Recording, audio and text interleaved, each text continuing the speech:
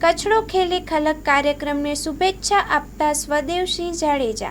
નિયામક આયુષની કચેરી ગાંધીનગર અને કચ્છ જિલ્લા પંચાયત આયુર્વેદ શાખાના જિલ્લા આયુર્વેદ અધિકારી વિનોદભાઈ નીનામાના માર્ગદર્શન હેઠળ તથા માનવજ્યોત સંસ્થા ભુજના સહકારથી વિશ્વ હોમિયોપેથી દિવસની ઉજવણી અંતર્ગત સરકારી હોમિયોપેથી દવાખાનું ભીડગેટ ભુજ, સરકારી હોમિયોપેથી દવાખાનું જીકે જનરલ હોસ્પિટલ, સરકારી હોમિયોપેથીનું દવાખાનું રાજપર અને સરકારી હોમિયોપેથી દવાખાનું આયુર્વેદ હોસ્પિટલ ભુજના ઉપક્રમે નિઃશુલ્ક હોમિયોપેથી કેમ્પનું આયોજન શ્રી તર્પણેશ્વર મહાદેવ મંદિર, રોટરી નગર, રાવલવાડી રિલોકેશન સાઇટ મધ્યે યોજાયો હતો, જેનો વિશાળ સંખ્યામાં દર્દીઓએ લાભ લીધો હતો।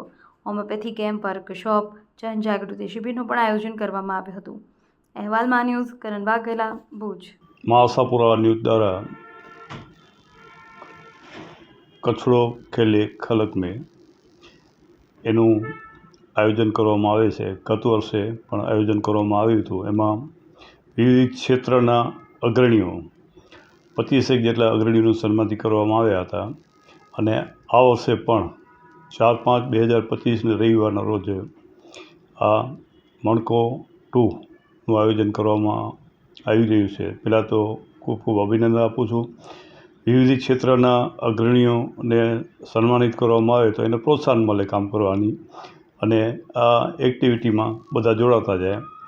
ખાસ તો મારે અભિનંદન એ આપવા છે કે આશાપુરા ન્યૂઝ દ્વારા આ મણકો 2નું આયોજન, કચરો ખેલે ખલક મેંનું આયોજન કરવામાં આવ્યું છે।